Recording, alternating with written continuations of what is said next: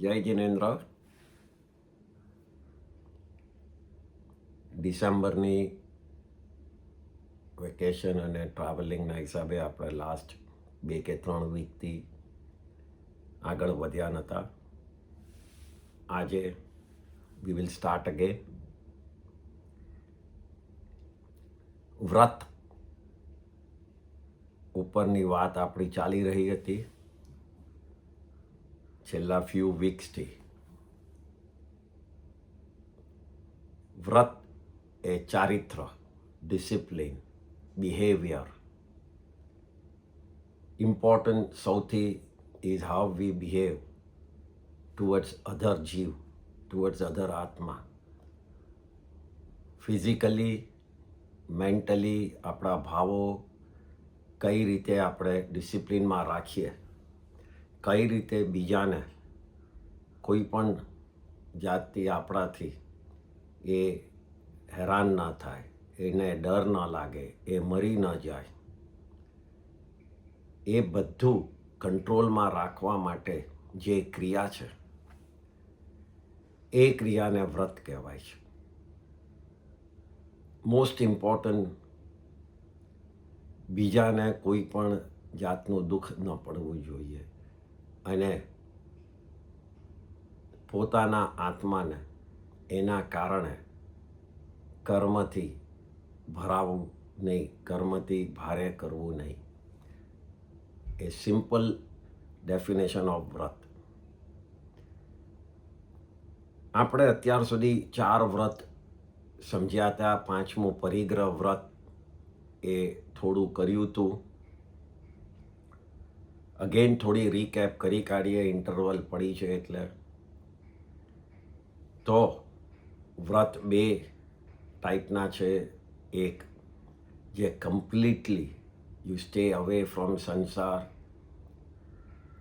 કોઈ પણ પ્રકારનું આરમ સમારમ નહીં, મન, વચન અને કાયા, એ 3 યોગ.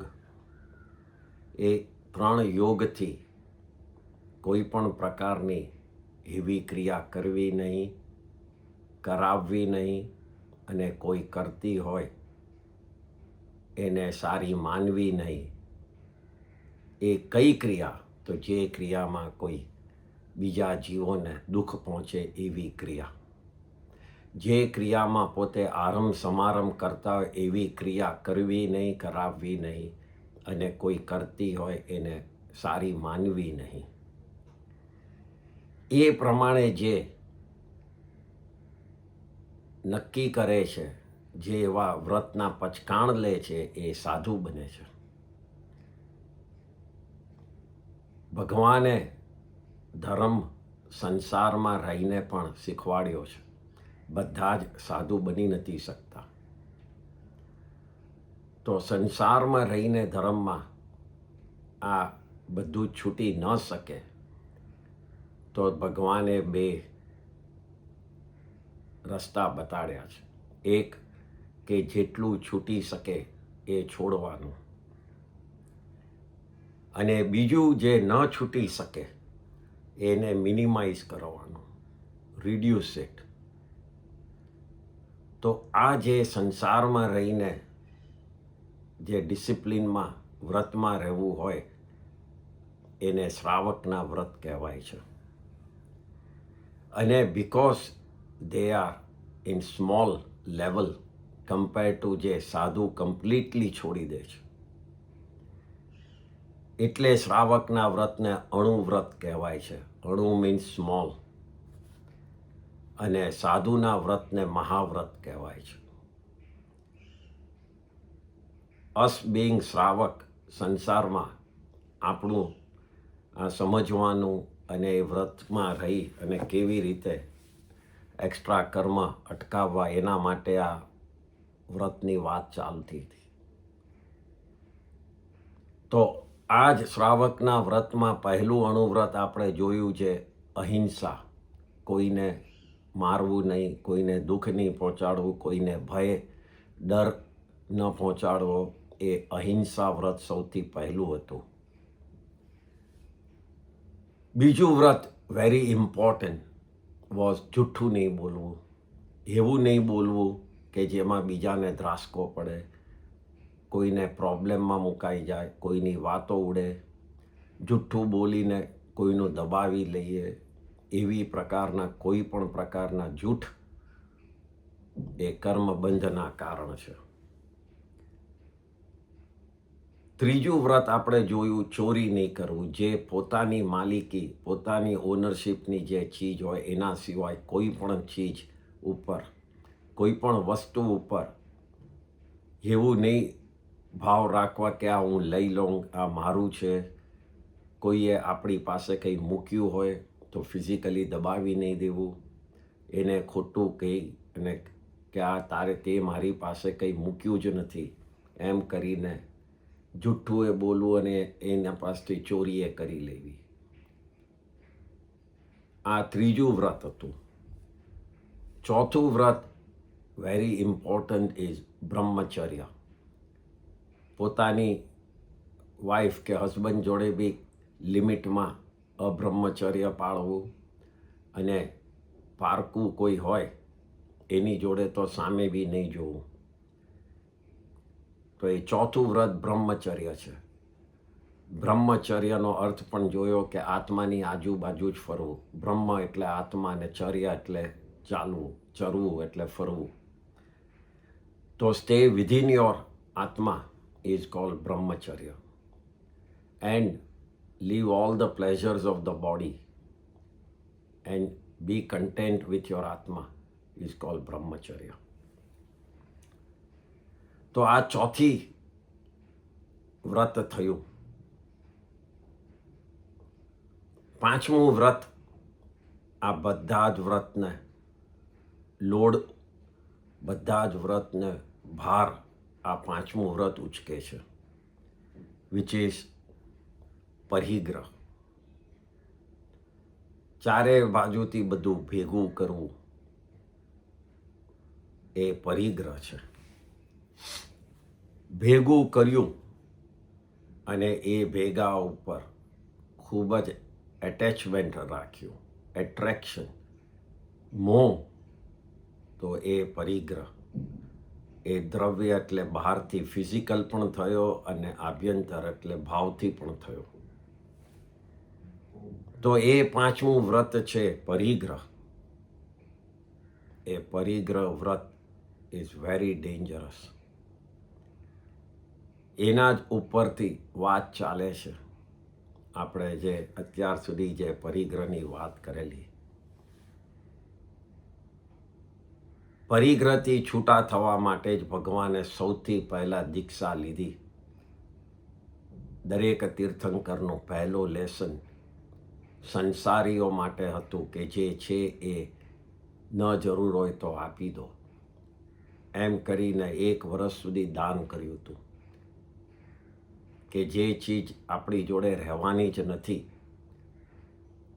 એ ચીજ આપણી આંખ બંધ થઈ જાય ત્યાં સુધી પકડી રાખવાની જરૂર શું છે? જરૂર ન હોય તો આપી દો બીજાને. એમ કરીને તીર્થંકરોએ 1 વર્ષ દાન આપેલું. તો આવા પરિગ્રહ વ્રત ઉપરની વાત ચાલે છે. ભગવાને અગેન એન્ડ અગેન આપણે ઘણી વાર વાત કરી છે કે ભગવાને કહ્યું છે પહેલાં જ્ઞાન લો, પછી દયા પાડો. ફર્સ્ટ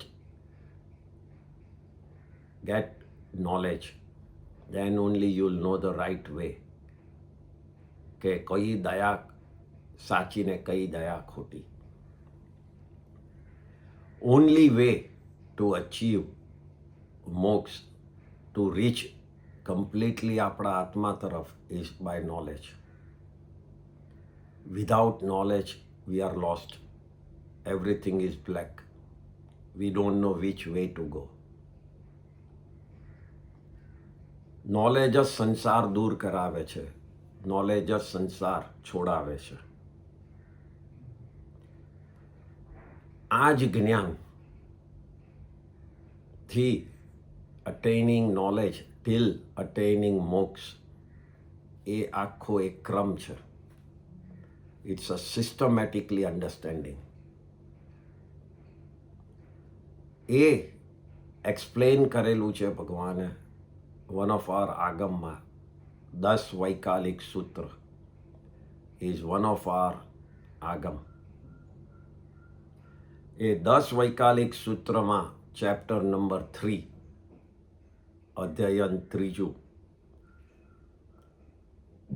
વેર્સ 13 ચાલુ થઈ 22 સુધી આ નોલેજ ટુ મોક્ષ કેવી રીતે થાય છે એની એક્સપ્લેનેશન બતાડે છે. ગાથા 13 થી 22ની વચ્ચે. તો કઈ રીતે બતાવે છે? આપણે ઓરિજિનલ ગાથા નહીં કહીએ, પણ એક ગાથાનો મિનિંગ સમજી લો.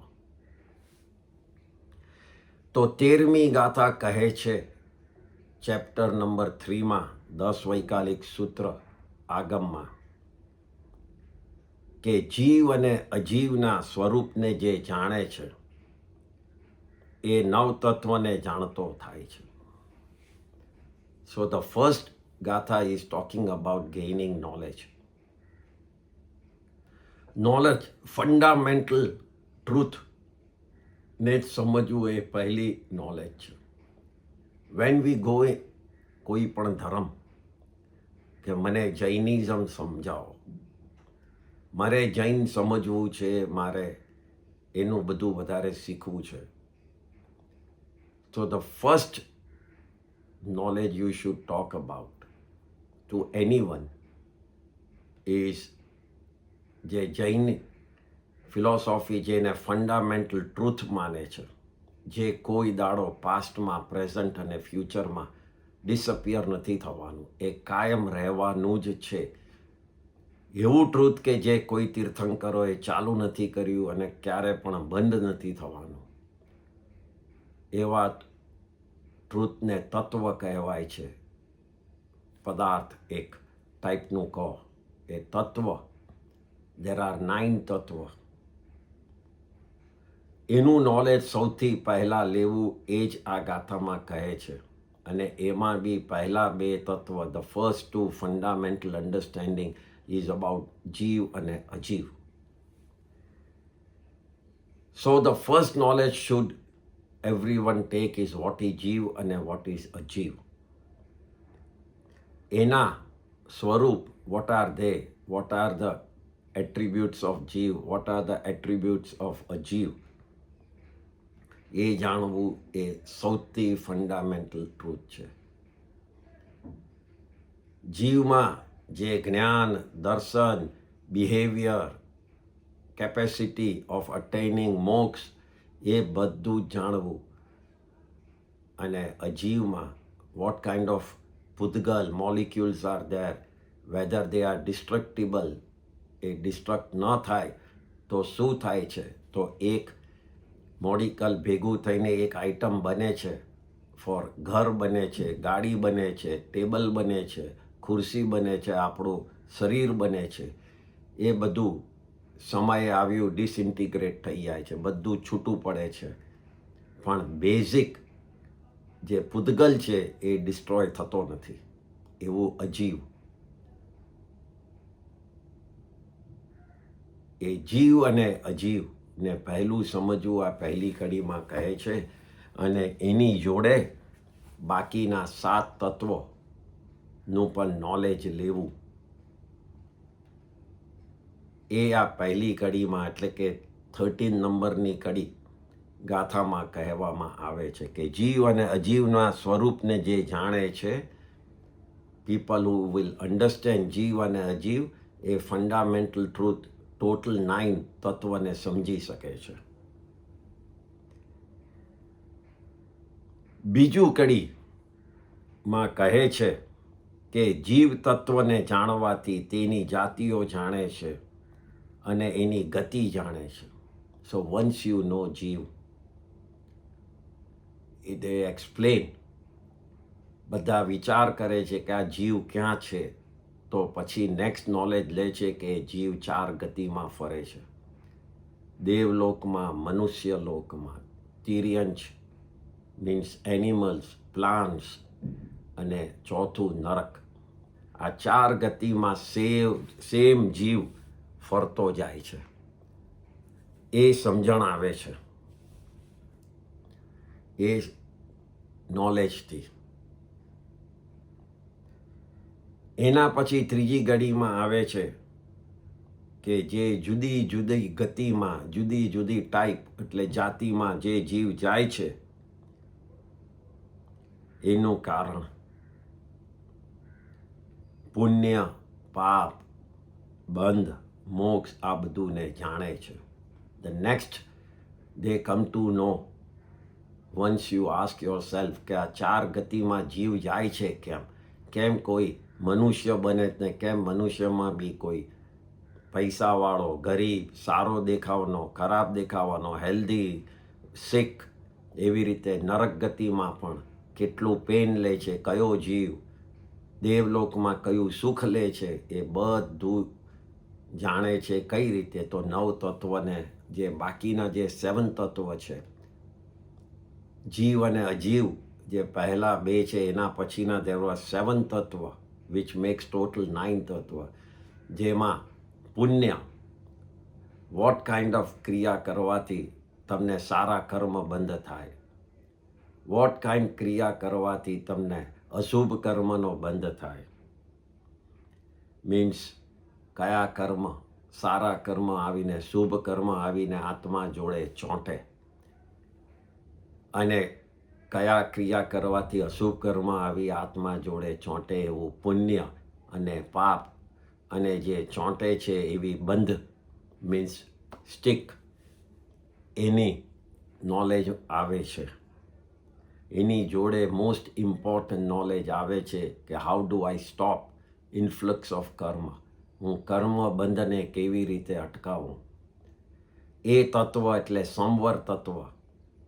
કઈ ક્રિયા કરવાથી નવા કર્મ જે મારે નથી જોઈતા એ અટકી જાય અને કઈ ક્રિયા કરવાથી મારા જૂના કર્મ જે છે એ હું અલગ કરી શકું.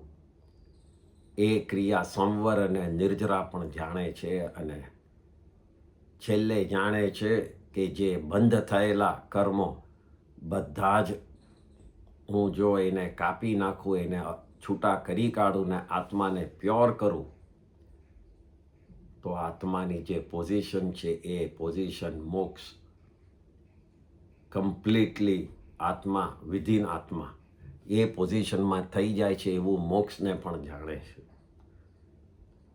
તો આ ત્રીજી નોલેજ ત્રીજી ગાથામાં કહે છે કે વંશ જીવ અજીવ જાણે છે, જીવ અજીવ ક્યાં ક્યાં છે એ જાણે છે, જીવની કેટલી ગતિઓ છે, જાતિઓ છે એ જાણે છે. તો એનું રીઝન પણ જાણતો થઈ જાય છે કે ડ્યુ ટુ પુણ્ય, પાપ, કર્મ એ બધાનું કારણ છે. આ જ્યારે પુણ્યને પાપને જાણે છે, એના રિઝલ્ટને જાણતો થઈ જાય છે with knowledge vote kind of તમને ભોગવવું પડે છે, ત્યારે એ જીવને નોલેજ થાય છે, મનમાં વિચાર આવે છે કે આ દેવલોકને મનુષ્યના જે કામ, ભોગ, આરંભ, સમારંભ, પરિગ્રહ એ જે બધું રીઝન છે એ બધા રીઝનથી હું દૂર થઈ જાઉં. Here it starts understanding what I should stay away from. શેનાથી હું દૂર રહું આટલું જાણ્યા પછી જ્યાં સુધી આપણને ફંડામેન્ટલ ખબર ન પડે કે જે કરીએ છીએ એનું રિઝલ્ટ શું થશે ત્યાં સુધી જે કરીએ છીએ એની ઇમ્પોર્ટન્સ નહીં રહે. સારું કરવાથી શુભ કર્મનું રિઝલ્ટ છે અને અશુભ કર્મનું રિઝલ્ટ કંઈ ખરાબ કાર્ય કરીએ એનું છે અને એનું રિઝલ્ટમાં શું તમને થશે જ્યાં સુધી એના પર વિશ્વાસ નહીં આવે ત્યાં સુધી આપણે આરંભ, સમારંભ, પરિગ્રહ, કામ, ભોગ છોડશું નહીં. તો આ નોલેજ બતાડવા જ આ કડી આવે છે. જ્યારે એ આરંભ, સમારંભ, કામ, ભોગ બધા જ પ્રકારે એ બધું છોડે છે ત્યારે એ બાહ્ય પરિગ્રહ એટલે એક્સટર્નલ ફિઝિકલ પરિગ્રહ અને આભ્યંતર મીન્સ ઇન્ટરનલ પરિગ્રહ. વોટ ઇઝ ધ ઇન્ટરનલ પરિગ્રહ? We must understand. ફિઝિકલ પરિગ્રહ તો બધા જ ખબર છે, જે આપણી પાસે જે બધી વેલ્થ છે, આપણી પાસે જે ઘર ગાડી એ બધું છે, આપણા સગા છે, આપણા ફેમિલી છે, આપણા ચિલ્ડ્રન ગ્રેન્ડ ચિલ્ડ્રન, એ બધું ફિઝિકલ ગણાય છે. પણ ઇન્ટરનલ પરિગ્રહ કોને કહેવાય છે? જ્યાં સુધી આપણા બહુ જ ઇમ્પોર્ટન્ટ છે, ક્રોધને પકડી રાખીએ છીએ, એ ઇન્ટરનલ પરિગ્રહ છે. ક્રોધ આપનો છે એમ કરીને પકડી રાખીએ છીએ, લેટ ગો નથી કરતા, ત્યાં સુધી તમે ક્રોધનો પરિગ્રહ રાખ્યો છે. જ્યાં સુધી ઈગો પકડી રાખીએ છીએ, માન, ત્યાં સુધી એ માન પરિગ્રહ પકડીને રાખ્યો એનો પરિગ્રહ છે. જ્યાં સુધી લોકોની વાતો અહીંયાથી અહીંયા, અહીંયાથી અહીંયા માયા કરી સંસારમાં ચાલીએ છીએ, ત્યાં સુધી માયાનો પરિગ્રહ રાખીએ છીએ.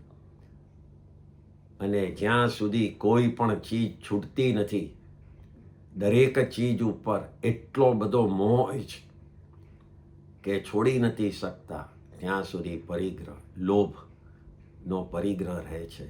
સો વોટ આર ધ ઇન્ટરનલ પરિગ્રહ? આભ્યંતર પરિગ્રહ, ઇન્ટરનલ પરિગ્રહ ઇઝ ફંડામેન્ટલી ક્રોધ, માન, માયા, લોભ, અને એટલે જ એ પરિગ્રહને છોડવાની જ વાત આવે છે. That's the only way we can achieve મોક્ષ. આ આભ્યંતર પરિગ્રહ છોડવાથી, જે મિનિટે તમે છોડશો એ મિનિટે આત્મા ઉપર જતો જશે. આ બાહ્ય પરિગ્રહ, એક્સટર્નલ અને ઇન્ટરનલ પરિગ્રહ જ્યારે ઓછા થાય છે, છોડે છે, ત્યારે જીવ સંયમ ધર્મ પાળે છે. સંયમ ધર્મ એટલે જૈન ધર્મ, શ્રમણ ધર્મ, તીર્થંકરોએ બતાવેલો ધર્મ, એ પાળે છે. અને એમાં ઘણા જીવો સાધુ બને છે, જેમની સ્ટ્રેન્થ ખૂબ જ હોય છે સ્ટ્રિક્ટલી પાળવાની, એ સાધુ બને. ને જેનામાં એટલી હજી સ્ટ્રેન્થ થઈ નથી, એ શ્રાવક બને છે સંસારમાં રહીને. આ જ શ્રાવક બનવાથી, સંસારમાં રહીને પણ સંવર એટલે કે નવા કર્મને અટકાવવાથી, વ્રતો લઈને એ નવા કર્મને અટકાવે છે. અને રિયલ ધર્મ, અનુત્તર ધર્મ, જે બધા જ ધર્મોમાં સૌથી ઉત્તમ ધર્મ છે, એને પામે છે. સૌથી ઉત્તમ ધર્મ છે જીવને મોક્ષ સુધી લઈ જવો. એ જે લાઈન છે એ જ ઉત્તમ ધર્મ છે, કર્મથી અલગ કરવો. આ જ પાળતા પાળતા એ નવા કર્મ અટકાવે છે અને જૂના કર્મ કાપતો જાય છે. આગળ વધે છે જીવ, અને પછી તો ઉપર ચડતો જાય છે. અને સૌથી પહેલા એ ક્રોધને છોડે છે, એ ક્રોધના પરિગ્રહને છોડે છે. આપણને એ મગજમાં ન બેસે કે આને પરિગ્રહ કેવી રીતે કહેવાય, પણ કોઈ પણ ચીજને પકડી રાખવું એ મિનિંગ છે પરિગ્રહ. આપણે ડેફિનેશન પરિગ્રહની કોઈ પણ આઈટમ આપણા કપડાં કે ગાડી કે દાગીનાનું જ રાખીએ છીએ, એ બધો પરિગ્રહ. એ પરિગ્રહ એ તમને કોઈક વખત પુણ્યના ઉદયથી પણ મળે. એ પરિગ્રહ પુણ્યના ઉદયથી મળે છે.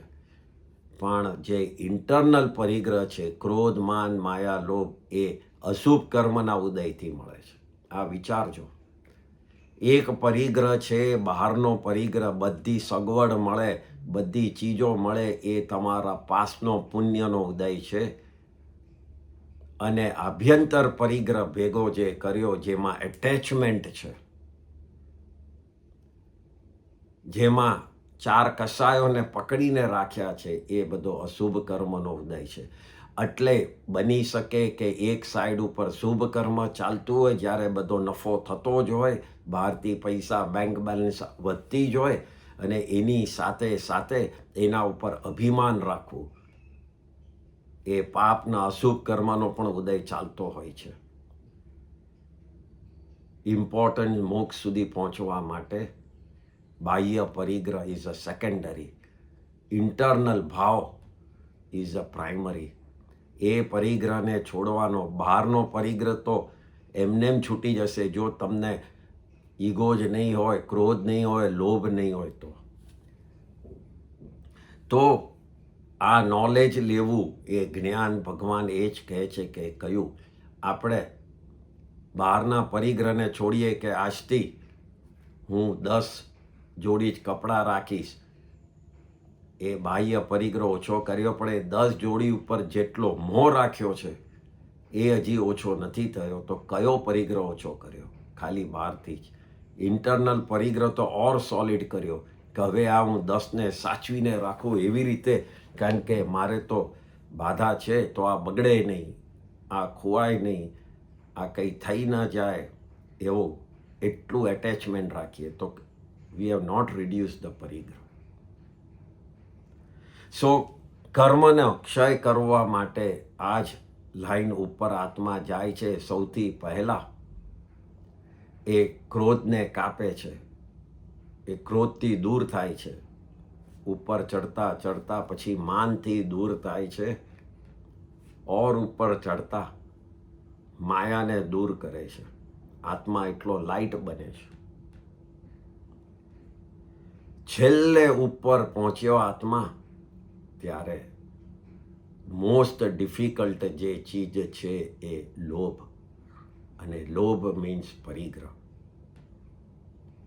દેટ્સ વાય આપણે કહું છું કે પરિગ્રહ એ જ બધો જ ભાર છે. આગલા 4 વ્રતો પણ પરિગ્રહથી જ સોલિડ થાય છે.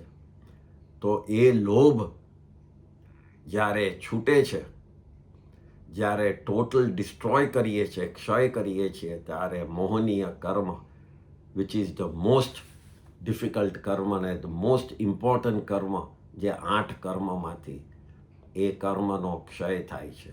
મીન્સ ટોટલી ડિસ્ટ્રોય થઈ જાય છે. મીન્સ આપણા અંદરથી દરેક કસાયો ટોટલી નીકળી ગયા, દરેક કસાયોનો પરિગ્રહ 0 થઈ ગયો. અને એ પોઝિશન પહોંચીએ છીએ ત્યારે આત્માને મોહનીય કર્મનો ક્ષય થાય છે. અને due to that there are 3 other કર્મનો ક્ષય થાય છે. એક જ્ઞાનાવર્ણીય મીન્સ કમ્પ્લીટલી જ્ઞાન થઈ જાય છે. કેવળ જ્ઞાન થઈ જાય છે એટલે જ્ઞાનાવર્ણીય કર્મનો ક્ષય થાય છે. કેવળ દર્શન એટલે દર્શનાવર્ણીય કર્મનો ક્ષય થાય છે. અને જે આત્માનો કમ્પ્લીટલી સ્ટ્રેન્થ, પાવર જે આવી જાય છે, જે અત્યાર સુધી અટકી ગયેલો એવો અંતરાય કર્મનો ક્ષય થાય છે.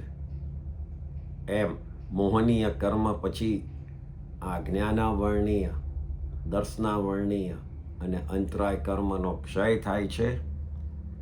અને પછી એ કેવળ જ્ઞાની બની જાય છે. 3 કાળ અને 3 લોકને બરાબર સમજે છે, પાસ્ટ, પ્રેઝન્ટ અને ફ્યુચરને. આ રીતે 10 વૈકાલિક સૂત્રમાં starting from a knowledge of જીવ અને અજીવ ઓલ ધ વે ટિલ કેવી રીતે મોક્ષ પ્રાપ્ત થાય છે, અને એમાં એ જ સમજાવે છે પછી બધાનું મૂળ ઇઝ પરિગ્રહ. The minute we leave, the minute we let go everything, એ મિનિટે આત્મા ઉપર ચડતો જાય છે. પરિગ્રહ અને મુક્તિ એ બંને જણનો રિલેશન છે. જેટલો પરિગ્રહ વધારે એટલી મુક્તિ દૂર,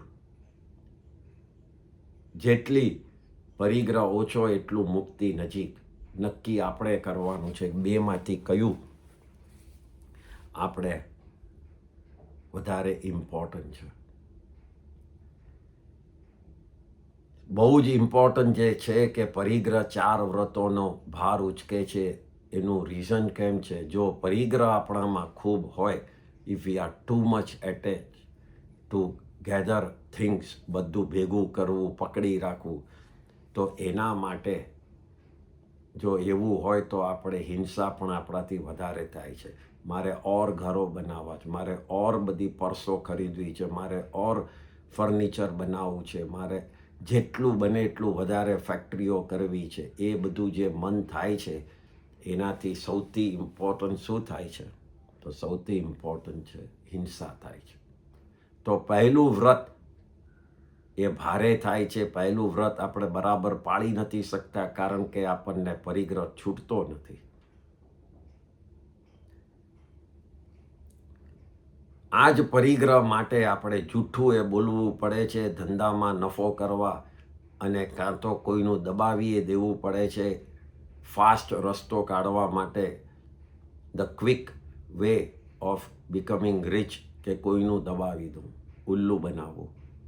તો આ જ રીતે સેકન્ડ અને થર્ડ વ્રત, જૂઠું બોલવું ને ચોરી કરવી, એ પણ પરિગ્રહના કારણે વધી જાય છે. એટલે એ બે વ્રત પણ ઢીલા પડે છે. અને પરિગ્રહ કર્યો, સારા કપડાં પહેર્યા, સારી ફેશન કરી, પરફ્યુમ, મેકઅપ બધું કરવાથી આપણું બ્રહ્મચર્ય પણ તૂટી શકે છે. People gate attracted, we get attracted towards others. એટલે ચોથું વ્રત પણ ઢીલું પડે છે. તો આ 4 વ્રતોને જો તમારે સોલિડ કરવા હોય તો પરિગ્રહ જ ઓછો કરો. જોઈતું જ ઓછું હોય તો પછી ન હિંસા વધારે થાય, ન જૂઠું બોલવું પડે, ન કોઈનું દબાવવું પડે, અને ન કોઈની સામે એટ્રેક્શન માટેની એક્શન થાય.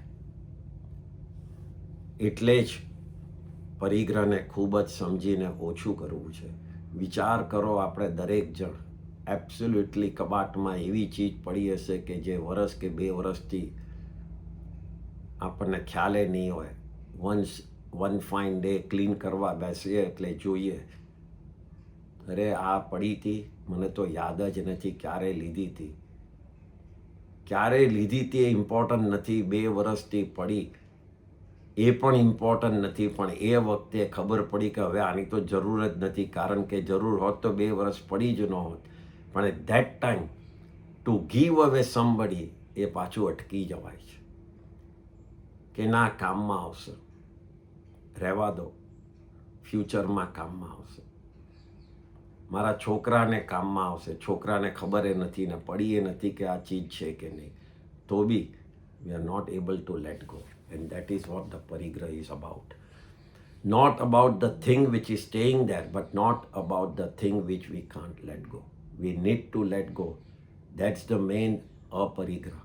પરિગ્રહ છોડવાનો એક જ રસ્તો છે, લેટ ગો ફ્રોમ ઇન્ટરનલી. સો આ જ પરિગ્રહ જે છોડી શકે છે એ ઉપર જાય છે, નથી છોડતા એ હજી દૂર છે. તો એના સર્ટન ઇન્ટરેસ્ટિંગ દાખલા જોઈએ. આ વખતે બધું વધારે જાણવા માટેની વધારે વાત કરી રહ્યા છીએ. સો કોણ પરિગ્રહ છોડે છે ને કોણ નથી છોડતા, એ બધા મહાન આત્માઓ, જે બધી સ્ટેટસવાળા, like what is status? So you have one kind of status which Atma attains, and then they follow that particular route. એ જ રસ્તો એ ભાવમાં એ ચાલે છે. For example, tirthankara is a status, એક નામ, એક પદવી કહીએ ગુજરાતીમાં. સો તીર્થંકર બન્યા એટલે એમનું જે આખી લાઈફ છે એ જ રીતે તીર્થંકરે જે કરવાનું છે એમ જ થાય છે. એ જન્મથી માંડીને સંસારથી દૂર જ હોય છે. દીક્ષાનો સમય આવે ત્યારે એ અપરિગ્રહ થાય છે, બધું દાન કરે છે, દીક્ષા લે છે, અને એના પછી તપ કરીને કેવળ જ્ઞાન, કેવળ દર્શન પામે છે, અને તીર્થંકરની પદવી પામે છે. એ શ્રાવક, સાધુ, સાધ્વી, શ્રાવક, શ્રાવિકાનો તીર્થ એસ્ટાબ્લિશ કરે છે. સો that's what tirthankara is about. એટલે એમની every tirthankara has only one gati and that is moksha gati. Every tirthankara becomes aparigrahi. There is no exception to that rule. એટલે તીર્થંકરની પદવીની ગતિ એ મોક્ષ ગતિ છે. ઓનલી રીઝન ઇઝ બધું છોડી દીધું છે અને ખાલી કેવળ જ્ઞાન નોલેજની પાછળ જ એમનું ધ્યાન છે અને એ જ નોલેજથી સંસારના જીવોને બચાવવાનો રસ્તો બતાવવાનું એમની ડ્યુટી છે. So that is the Tirthankar. દરેક અવસરપણી કાળ એટલે કે દરેક 6 આરા, people who understand Jain geography અને જૈન નોલેજ, એમાં 6 આરાની વાત આવે છે. એ 6 આરામાં જે થાય છે એમાં ટોટલ 24 તીર્થંકરો થાય છે. We all know. એનાથી ઓછા નથી થતા, એનાથી વધારે નથી થતા. ઋષભદેવ ભગવાન હમણાંના 6 આરામાં આપણે જ્યાં છીએ એમાં પહેલા તીર્થંકર અને મહાવીર સ્વામી એ 24મા તીર્થંકર. એ બધા ચોથા આરામાં, ત્રીજા આરાના એન્ડમાં પહેલા તીર્થંકર અને બાકીના 23 તીર્થંકર ચોથા આરામાં થાય છે અને હમણાં આપણે 5મા આરામાં છીએ. તો તીર્થંકર અપરિગ્રહ થવાથી જ તીર્થંકર બની અને મોક્ષ પામે છે. At the same time the second best status જે પદવી કહીએ ઇટ્સ કોલ્ડ ચક્રવર્તી. ચક્રવર્તી જેવું કોઈની પાસે વધારે સ્ટ્રેન્થ નથી, વધારે પૈસા નથી, વધારે પરિગ્રહ નથી. દે કોન્કર 6 ખંડ ભરત ક્ષેત્રના. ધ એક્ઝિસ્ટિંગ હમણાં આપણને જે દેખાય છે પૃથ્વી, it's a very small part of that 6 ખંડ. જૈન જ્યોગ્રાફીમાં આ પૃથ્વી તો બહુ નાની છે. એવી મોટી આખી જગા છે ટોટલ, એ ભરત ક્ષેત્ર કહેવાય છે. અને એ ભરતમાં 6 ખંડ મીન્સ ઓલ ધ 6 ડિવિઝન્સ જે છે એ બધું જ કોન્કર કરે છે. એને ચક્રવર્તી કહેવાય છે. Means he becomes king of kings. Ultimate સૌથી પાવરનો ડિસ્પ્લે અને સૌથી વેલ્થ એની પાસે હોય છે. તો એવા ચક્રવર્તીની પાસે પણ પરિગ્રહનો ન બોલાય એટલો હોય છે. But they can choose 2 things. Either they stay within that પરિગ્રહ ને મજા કરે, આરમ સમારમ અને ભેગું કરે, અને ક્યાં તો એ છોડી દે. દરેક આ બધી સ્ટેટસો ઇઝ લિંક્ડ વિથ પદવી. દરેક પદવીઓ ઇઝ લિંક્ડ વિથ પરિગ્રહ. એટલા માટે આ વાત ચાલી રહી છે પરિગ્રહ કેટલું ઇમ્પોર્ટન્ટ છે. તો આ જ ચક્રવર્તી રાજાઓ, ઇફ એ લોકો પોતાનું રાજ, પોતાનો પરિગ્રહ, પોતાની રાણીઓ બધું છોડી દે અને જો એ દીક્ષા લઈ લે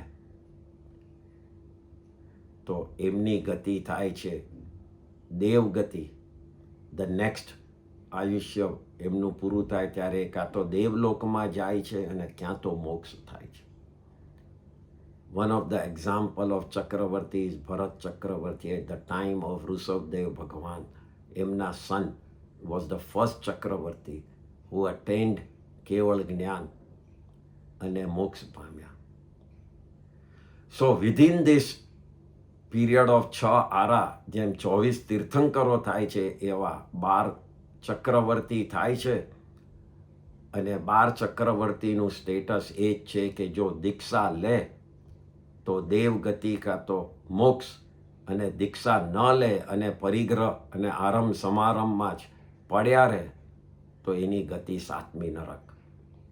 now વિચાર કરો કેટલો પરિગ્રહ ભેગો કર્યો છે કે એકચ્યુઅલ ગતિ 7મી નરક છે. But the minute you leave, totally 180 degree difference થઈ અને મોક્ષ સુધી પણ પહોંચી શકો છો એ જ ભાવમાં.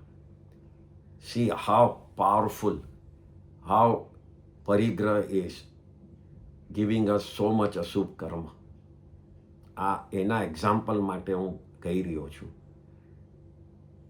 ટોટલ છોડી દે તો મોક્ષ કે દેવ, અને ન છોડી શકે તો સાતમી નરક. આ આપણા કાળમાં 12 ચક્રવર્તી થયા, એમાં 10 ચક્રવર્તી એ મોક્ષ પામ્યા, અને 2 ચક્રવર્તી જે છોડી ન શક્યા એ સાતમી નરકે છે.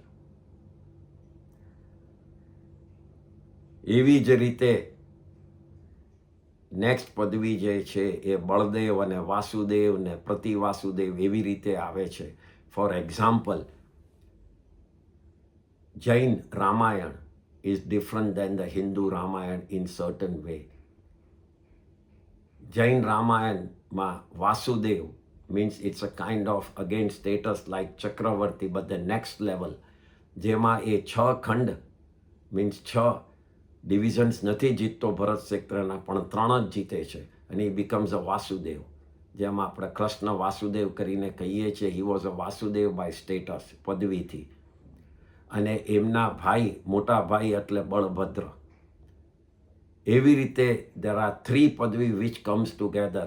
એક બળભદ્ર, એક બળદેવ કહેવાય છે, એના નાનો ભાઈ વાસુદેવ, અને એનો ઓપોઝિટમાં પ્રતિવાસુદેવ. For example, કૃષ્ણમાં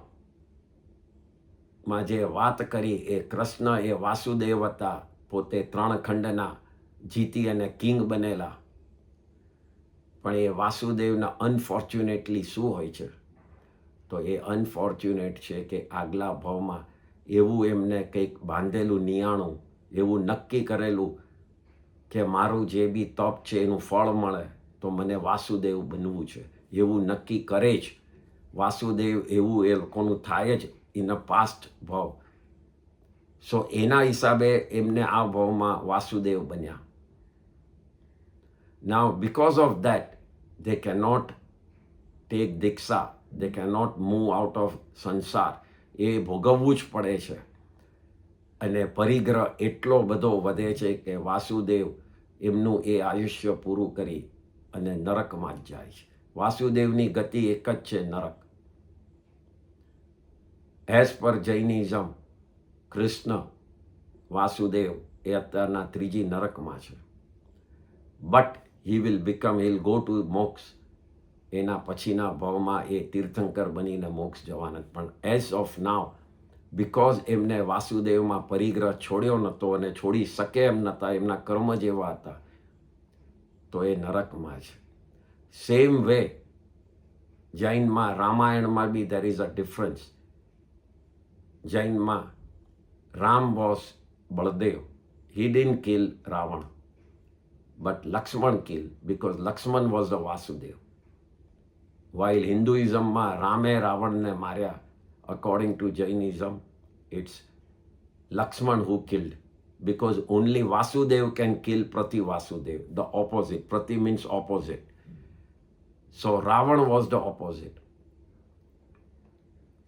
So Lakshmane Ravanne marya, અને લક્ષ્મણ અત્યારના 4થી નરકમાં છે, અને રામ મોક્ષમાં છે, Baldev. Baldev are the people who always leave sansar, જે કાયમ દીક્ષા લે જ, અને મોક્ષ થાય કાં તો દેવલોક થાય. તો આ જુદી જુદી પદવીઓ તમે જુઓ, દે આર બેઝડ ઓન પરિગ્રહ અને વ્રતો જે નથી પાળી શકતા. પ્રતિવાસુદેવ, ફોર એક્ઝામ્પલ રાવણ, તો રાવણે શું કર્યું? રાવણે જુઠ્ઠી બોલી પહેલાં તો, અને સીતાનું હરણ કર્યું. સીતાનું હરણ કર્યું મીન્સ ચોરી કરી, કોઈની વાઈફને લઈ ગયા, એટલે જુઠ્ઠું બોલ્યું, ચોરી કરી, 2 વ્રતો પાળી ન શક્યો. એનું રીઝન હતું, he was attracted to Sita, means 4થું વ્રત, બ્રહ્મચર્ય વ્રત, ભાવથી તો એ પાળી ન શક્યા. he wanted her to be his wife. Because of that he did not live, અને મોટું યુદ્ધ, મોટી વોર કરી, એટલે હિંસા, પહેલું વ્રત પણ પાળી ન શક્યો. અને એનો પરિગ્રહ એટલો બધો હતો, આ બધું જ એને રાખવું હતું પોતાની પાસે. ઇન્ટરનલ પરિગ્રહ ઓફ ઈગો, ક્રોધ, પોતાનો સ્ટ્રેન્થ, બળ, એના ઉપર અભિમાન, એ બધો અંદરનો પરિગ્રહ હતો એનો, અને એને લડાઈ કરી અને એના પછી પોતે મર્યો, અને મર્યા પછી રાવણ નરકમાં ગયા. સો આ જુદી જુદી પદવીઓનું કહેવાનું કારણ એ છે કે ઓલ આર લિંક્ડ વિથ પરિગ્રહ.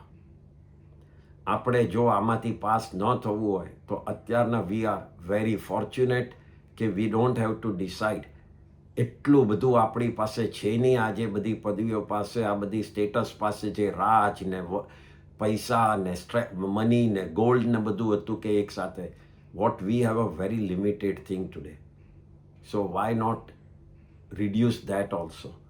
અને that is what about. એ જ પરિગ્રહ વ્રત છે કે છોડવું. તો આ જુદી જુદા સ્ટેટસની વાત કરી. હવે પરિગ્રહનું ઇમ્પોર્ટન્સ આગળ વધારીએ તો there are મનોરથ. મનોરથ means wish. What do we wish? What do everybody wish? Either you wish કે હું હેલ્ધી રહું, આઈધર મારો છોકરો હેલ્ધી રહે, એ ખૂબ કમાય, હું ખૂબ કમાઉં, માય ગ્રેન્ડસનનું બહુ ફાઇન ચાલે, મારી કંપની ફાઇન ચાલે. આવા જુદા જુદા વિશ ઘણા હોય છે. હું ધર્મ કરી શકું. આમ જુદા જુદા વિશ આપણા હોય છે. બીજા બહુ અશુભ વિશમાં કે કોઈનું બગાડવાના મનમાં વિચારો આવે, કોઈનું બગડે એ ગમે, કે હાસ અરે આનું બગડી જાય તો સારું, એવું વિશ આપણે કરીએ. તો એવા અશુભ વિશ પણ થાય છે. આ બધું મનમાં ચાલ્યા જ કરતું હોય છે. તો ભગવાને શ્રાવક માટેના જે અલ્ટિમેટ ટોપ વિશ છે, જેને મનોરથ કહેવાય છે, મનમાં જે ફરવું જોઈએ એને મનોરથ કહેવાય છે. ટોટલ એ જ ફરવું જોઈએ એવા 3 મનોરથ બતાડ્યા છે. અને એ મનોરથ શ્રાવકે રોજ સવારના જાગતી વખતે બોલવા જ જોઈએ, દિવસમાં બને એટલી વાર, યાદ રાખવા માટે કે વેર વી આર અને where we want to be. So what are those 3 મનોરથ and why am I saying now? The reason is they are also connected with પરિગ્રહ. આજે પરિગ્રહને બરાબર સમજવાનું છે આપણે. The first મનોરથ says કે ક્યારે શ્રાવક બોલે છે હાથ જોડીને કે ક્યારે હું આરમ સમારમ, પરિગ્રહ, મહામોહ અને મહાદુઃખનું જે કારણ છે, ધ રીઝન, જે મોહ ઊભો કરે છે અને દુઃખ આપે છે, એ પરિગ્રહ. અને આરમ સમારમ મીન્સ એકદમ ઇન્ડલ્જ ઇન સંસાર. એવા કારણને હું ક્યારે ઓછા કરું. ધીસ ઇઝ ધ ફર્સ્ટ વિશ. એ ભગવાન, ક્યારે મને આટલું બધું મન થાય, મજા, મોજ, શોખ, કામ, ભોગ, પરિગ્રહ ભેગું કરવાનું, કાયમ એના જ વિચારો આવે, એ હું ક્યારે ઓછા કરું. એ પહેલું વિશ છે. એટલે પહેલા વિશમાં સંસારના પરિગ્રહને દૂર કરવાની હિંમત આપો, તાકાત આપો. મારા શુભ કર્મનો એવો ઉદય થાય કે હું એને છોડી શકું. એવું પ્રકારનું શ્રાવકનું પહેલું વિશ છે. અહીંયા સંસાર છોડવાની, પરિગ્રહ છોડવાની વાત આવે છે ફર્સ્ટ વિશમાં. સેકન્ડ વિશ છે એ ભગવાન, ક્યારે હું મારા ગુરુદેવ અને સાધુ સાધ્વીઓ જે સંસાર છોડી, ટોટલ પરિગ્રહ છોડી અને મુક્તિના રસ્તા ઉપર ઇઝ મૂવિંગ અહેડ ટુવર્ડ્સ મોક્ષ, એ રીતે હું પણ ચાલી શકું. અહીંયા સંસારને ટોટલ છોડવાની. પહેલા વ્રતમાં આરમ સમારમ મહાપરિગ્રહને છોડી શ્રાવક બનવાની વાત હતી. ફર્સ્ટમાં શ્રાવક સોલિડ મારે બનવું છે એવી વાત છે. સેકન્ડ મનોરથમાં હવે શ્રાવકપણું છોડીને સાધુપણું બનવું છે. એટલે જે થોડો પરિગ્રહ રાખ્યો તો પહેલા મનોરથમાં, એ પણ છોડી દેવો છે, અપરિગ્રહ થઈ જવું છે. એવું સાધુ વ્રત મને લઈ અને હું ક્યારે પાળી શકું એવું શ્રાવકનું આ બીજું મનોરથ, બીજી વિશ છે. નથી કરી શકતા પણ મનમાં વિશ તો કરી શકીએ છીએ. સારા ભાવથી કરેલું વિશ આપણને ફળ આ ભાવ કે નેક્સ્ટ ભાવમાં કે કોઈ પણ ભાવમાં એ સાધુપણું અપાવશે જ. તમારા ભાવ એ હશે તો એ મળશે, અને એ મળશે તો જ મુક્તિ તમે આગળ વધી શકશો ખૂબ ફાસ્ટ. એટલે બીજું વિશમાં આપણે વિચારીએ છીએ કે સંસાર છોડીને સાધુ બનવું, એટલે કે શ્રાવકપણામાંથી સાધુપણામાં જવું, એટલે થોડા પરિગ્રહમાંથી ટોટલ પરિગ્રહ છોડી દેવું, એવું બીજું વિશ. અને ત્રીજું વિશ કહે છે કે હું દરેક પ્રકારના 18 પાપ સ્થાનક, જેને ખબર હોય એ 18 પાપ સ્થાનક, મિથ્યાત્વ, જે જૈન ધર્મથી ઉલટું માનતા હોય, પાળતા હોય, એ બધું છોડી અને બધા 84 લાખ જીવા યોનિના જીવો, જેટલા બી જીવો છે બધાને પચકાવી, બધાને મિચ્છામી દુક્કડમ, બધાને પડિક્કમી આલોવી, અને હું ક્યારે સંથારો લઈ શકું. સંથારો ઇઝ અ ક્રિયા.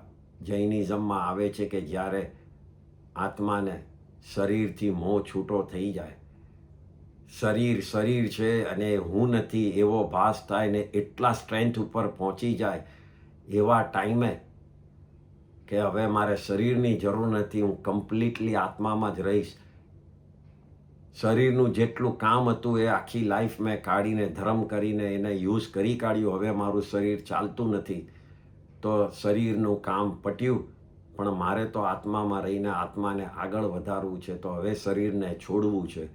તો એ જે શરીરને ઈચ્છાથી જે છોડવાની વાત જે આવે છે એને સંથારો કહેવાય છે. There is a difference. People sometimes say it's a suicide. It's not a suicide. It's a timely taken decision. At the end of the career, at the end of the આયુષ્ય ખૂબ નજીક આવી ગયું હોય, શરીર કામ ન કરતું હોય, પણ આત્મામાં હજી ભાવ આત્મામાં જ રહેતો હોય, ધર્મમાં જ રહેતો હોય, એને જ સંથારો કહેવાય. કોઈ દુઃખી હોય, ખૂબ જ પેઇન થતું હોય, દર્દ થતું હોય, કેન્સરનો પેઇન હોય ને કે એ ભગવાન મારું આ શરીર છોડીને મને હવે જવા દે, તો that is not Santhara. That is you are afraid of જે પેઇન થાય છે એને ભોગવવાનું. So again we must understand what is Santhara. સંસારથી દૂર થવું છે, એના દુઃખોથી દૂર થવું છે, ભાગી જવું છે, સહન નથી કરવું, એને ફેસ નથી કરવું, એ કારણે મરવાની જે વાત કરીએ એ સંથારો નથી. બધું જ છે, પણ હવે બધું છોડી દેવું છે. કોઈ જાતનું હવે દુઃખ નથી. શરીર પણ એવું કંઈ પેન આપતું નથી કે આપે છે, પણ એના તરફ ધ્યાન નથી, ખાલી આત્મા તરફ ધ્યાન છે. એવા સમયે શરીરમાંથી આખી લાઈફ ધર્મ માટે જે કામ લેવાનું હતું એ ક્રિયા કરી, ચારિત્ર પાળ્યું બધું, એના પછી એન્ડ ઓફ ધ લાઈફમાં જ્યારે વિચાર કરીએ છીએ કે હવે બધું છોડવાનો ટાઈમ આવી ગયો છે, એમાં સૌથી ઇમ્પોર્ટન્ટ પરિગ્રહ એ શરીર છે. આપણે એની પહેલાં ફિઝિકલી બધું જ છોડી દીધેલું, સાધુપણું લઈને સેકન્ડ વિશમાં. હવે થર્ડ વિશમાં તો શરીર નામના પરિગ્રહને બી છોડવાની વાત છે. So this is the third wish શ્રાવક માટે કે હું ક્યારે સંથારો લઈ શકું. તો આ 3 મનોરથ રોજ બોલવાના. પહેલું, ક્યારે સમારંભ પરિગ્રહ દૂર કરું. બીજું, ક્યારે હું સંયમ માર્ગ સાધુપણું પાળી શકું. અને ત્રીજું, ક્યારે બધા જીવોને આલોવી, પડિક્કમી, નિંદી, નિશલ્ય કરી અને સંથારો લઈ શકું. સો ધ ફર્સ્ટમાં છે કે મહાપરિગ્રહમાંથી અલ્પ પરિગ્રહ લઉં, એવો શ્રાવકપણું હું ક્યારે આવી શકું. બીજામાં છે જે નાનો પરિગ્રહ છે એ પણ છોડીને સાધુપણું ક્યારે આવું. ને ત્રીજામાં છે જે સાધુપણામાં એક શરીર નામનો પરિગ્રહ બી મારી જોડે હતો. This body is also a પરિગ્રહ that we own for this life. એને પણ હું ક્યારે છોડી શકું. સો આ 3 વીક શ્રાવકના આર બેસ્ડ ઓન પરિગ્રહ. તો આ 3 મનોરથમાં પણ પરિગ્રહને દૂર કરવાની જ વાત છે, અને આજ સંસારથી દૂર થવાની વાત છે. અને આ જ રીતે 4 કસાયો જે આપણે પહેલાં વાત કરી, એને જેમ જેમ દૂર કરશું એમ આપણો ઇન્ટરનલ પરિગ્રહ ઓછો થયા કરશે, અને આપણે ટોટલી પરિગ્રહથી દૂર થયા કરશું.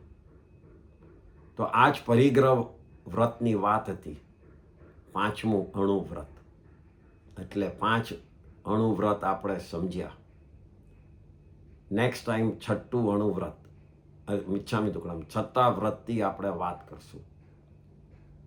કોઈને કંઈ સવાલ હોય તો પ્લીઝ વોટ્સએપથી જણાવજો.